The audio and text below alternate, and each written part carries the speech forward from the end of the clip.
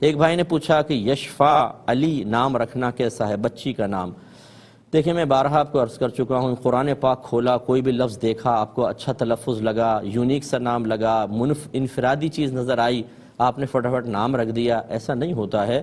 میرے آقا صلی اللہ علیہ وسلم کی تعلیم یہی ہے، آپ نے ارشاد فرمایا کہ انبیاء علیہم السلام کے نام پر نام رکھو۔ اسی طرح ایک فرمایا کہ اچھوں کے نام پر نام رکھو۔ تو گویا کہ لڑکوں کے نام تو انبیاء علیہ السلام پر، یہ تو کیونکہ مردوں کے نام عورت کے تو ہو نہیں سکتے، اور اچھوں کے اندر پھر عورت مرد دونوں شامل ہیں کہ جو آپ کے بڑے اکابرین ہیں، اچھے لوگ ہیں، نیک تھے، پرہیزگار تھے، متقی تھے،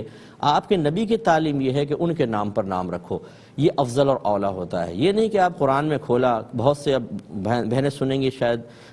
مطلب ان کو افسوس ہوگا یا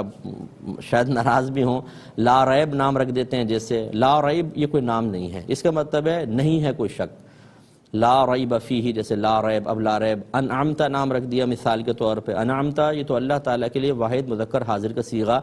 تو نے انعام کیا، یہ ورب ہے، ورب تو ویسے ہی کوئی ناؤن تو نہیں ہے کہ آپ اس کو نام رکھ سکیں۔ اسی طرح اور بھی نمتا جیسے ہے، یہ نام رکھ لیتے ہیں، نمتا یہ بھی فعل ہے، تو نے نعمت دی،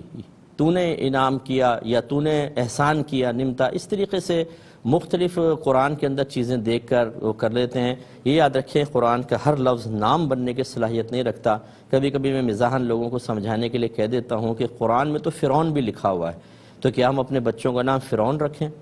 قرآن میں لفظ شیطان بھی آیا ہے، تو کیا شیطان نام رکھنا صحیح ہوگا؟ قرآن میں خنزیر کا لفظ بھی استعمال ہوا ہے، کیا یہ صحیح ہوگا کوئی یہ کہے کہ چونکہ قرآن میں آیا میں اپنے بچے کا نام یہ رکھ رہا ہوں؟ کبھی بھی نہیں ہوگا۔ اس کا مطلب یہ ہوا کہ قرآن کے بہت سارے الفاظ ایسے ہیں جو نام بننے کی صلاحیت نہیں رکھتے ہیں، تو خدا را کسی اچھے آدمی سے مشورہ کریں، لیکن ہمارے بھائی بہن سمجھتے نہیں ہیں اور وہ اس طرح کے نام رکھ دیتے ہیں۔ ایک انہوں نے کہا کہ بیٹے کا نام محمد شافن رکھنا چاہتے ہیں، یہ تو یہی بہتر نام ہے، سبحان رکھیں گے تو عبد السبحان آپ رکھیں، کیونکہ یہ اللہ کا صفاتی نام بھی ہے۔ اور بس خلاصہ اس کلام یہ ہے کہ نبی کریم صلی اللہ علیہ وسلم کے جو صفاتی نام ہیں ان کے اگر مفہوم واضح ہیں تو آپ رکھ سکتے ہیں، لیکن جیسے یاسین اللہ تعالیٰ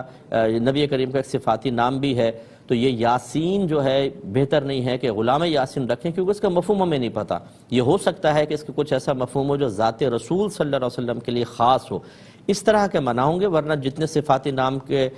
سرکار کے جو صفاتی نام ہیں ان کے مطالب واضح ہیں اور خاص نبی کریم کے لیے کوئی مخصوص نظر نہیں آتے، تو بالکل آپ وہ رکھ سکتے ہیں۔